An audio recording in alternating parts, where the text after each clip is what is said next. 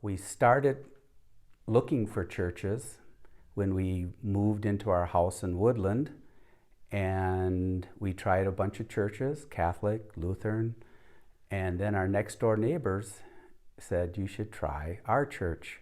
And that was Carl and Evelyn Gertz, and they brought us to Peace Church, where Max had the first opportunity with a spring salad luncheon that the ladies used to put on. And so I met a bunch of wonderful ladies. Barb Cadle was in charge at that time. Just had a delightful time and went home and I said, Dad, yeah, I think we'd like that place. So we tried it and we walked in that Sunday and Trudy Schwert met us at the door and she remembered our children's names, which she had never met the kids, but she knew. And that was kind of the be all end all, you felt like you belonged. So it was nice. And I was raised Catholic. And it was the first experience for me to sit in the pew and I laughed out loud and I also shed a tear. And that was like such an awakening experience. So the rest is history. So I know that you were also involved more than just making salads. So what did you each do in those early years? Because I know you were kind of a foundation. Yeah, Greg Flint, who was the minister at the time, had a unique way of involving you right out of the bat, right from get-go. And I ended up on a committee with Sue Flint, his wife, and I can't remember the name of it, but I can remember it had to do with doling out the money for mission funds. And I vaguely remember it wasn't like in hundreds or thousands of dollars, it was like in fives and tens, because that's all the money there was at that time at the church. So I started out there. I moved on to doing work around the church, the upstairs parking lot, the kitchen, and then we got involved because Dennis Hampshire and Denise Hampshire had a son that was the same age as our son who was in Sunday school, and the lady that was teaching said, I can't do it anymore. These kids are terrible. So Dennis and I ended up being Sunday school teachers, which was really interesting. One of us would be teaching the class and the other one would be going around pinching ears. So I started off doing that and then slowly evolved into other committees, then onto the council, and where I was a moderator, and then on to chairing the search committee for Kathy. And I taught Sunday school and helped out in the office a little bit and served on a couple of committees, which is not my bailiwick. I'm not a very good committee member. You learn eventually that that's not your cup of tea. But I was actually hired on as a secretary, and I think that was in the 90s. So I worked here for 7 years, and it was a wonderful experience. It was, relationship building at its finest. Mm-hmm. And still volunteer doing odds and ends. I used to get a kick out of it because she was working for Greg, and every once in a while they'd go out for lunch. And Greg was always particular about how clean his car was. And he'd climb into Max's car. Well, the night before she'd have half a dozen kids or something with their hamburger wrappers and whatever. And so Greg would be sitting there trying to figure out how to sit in the car without getting covered in hamburger wrappers and ketchup and whatever. So what has it meant to you to be a member of Peace Church? We started off with a total different insight as far as what we were looking for. We were looking for something because we had young kids. And then I think it's evolved. And for me, when you look for a word for peace, it's been friendships. And friendships aren't for us months or even years.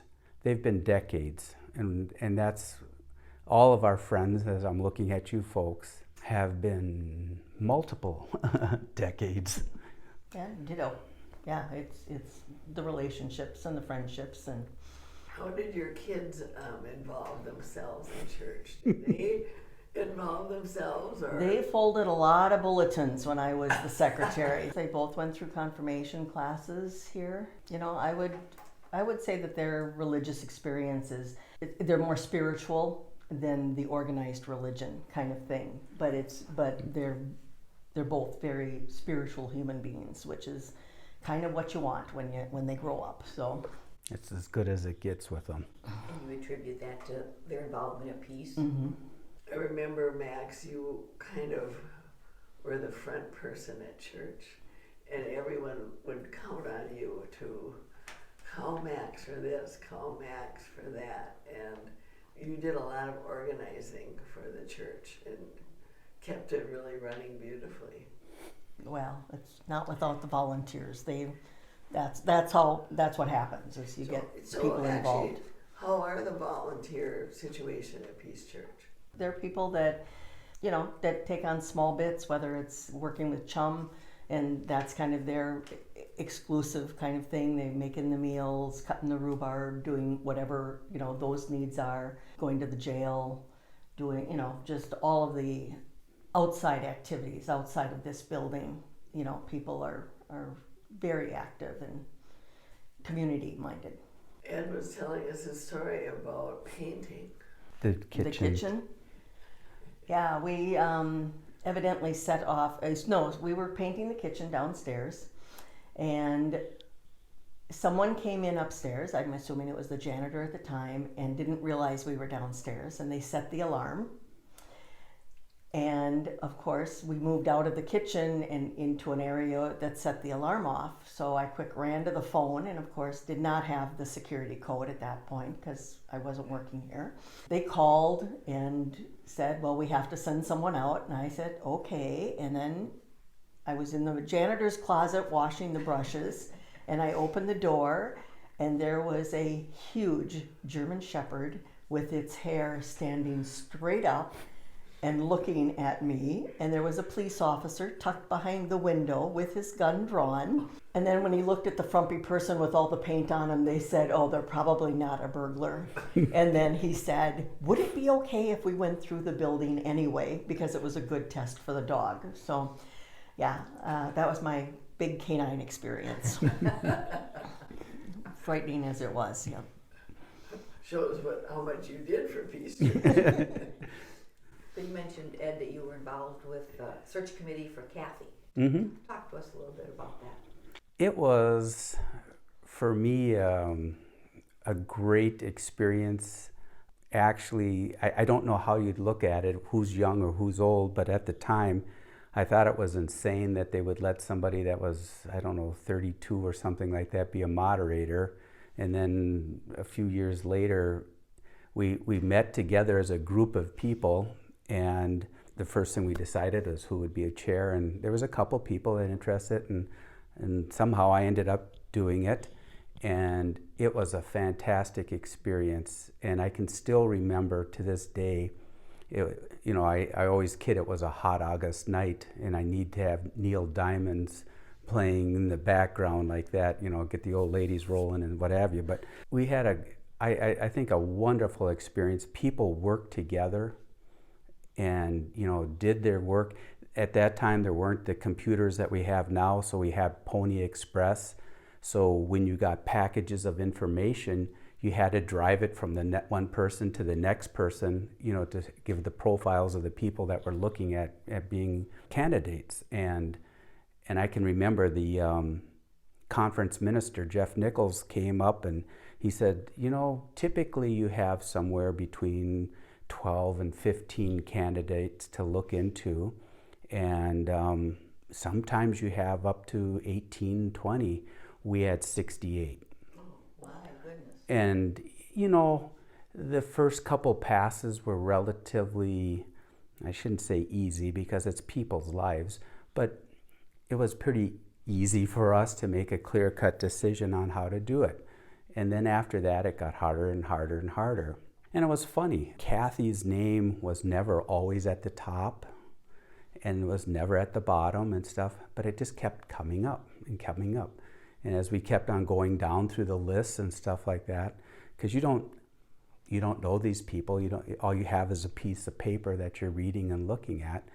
I can remember, like I said, at that last night, we sat around and we were talking, and then I said, okay, it's time for a vote. And we sat there and we had a vote, and I wasn't sure what was going to happen. So I thought, I want to make sure that nobody's pressed into it, so I cast a negative vote just to leave the door open in case somebody else wanted to talk about it. I counted the votes. They were all positive, and I said, I'm flipping mine right now. I don't have to worry about it. It was just clear cut. You made the right choice. I think so. Yeah, considering she was here 29 and a half years, yeah. So what would you say your involvement in peace has meant to you? Boy, that's a hard one. I think it's been an interesting experience in a lot of ways, because we've both been involved in the nuts and bolts side of it, as well as on the spiritual side of it, I think. And for me, being raised Missouri Synod, Lutheran, and then coming into something like this, I've learned to deal with a whole spectrum. I think that some people think that we're more monolithic than we are as a church. I think we're a wide spectrum of people, and whatever topic you can bring up, you can find somebody at either end of the extremes. And for me, that's been kind of the interesting part, is to be able to be with people that aren't all the same. Yeah, it's the uniqueness of the individuals, I think, and you know, seeing where someone is coming from. I mean, we all come from different backgrounds, and we kind of all end up in this place, and you know, it's that's who you want to be with, people that are like-minded, but they don't have to be exactly the same, you know, so Yeah. you have the same gut reaction and gut feelings about what's right and what's wrong and what's good and what's evil, and that's where I'm at. It's just that level of comfort.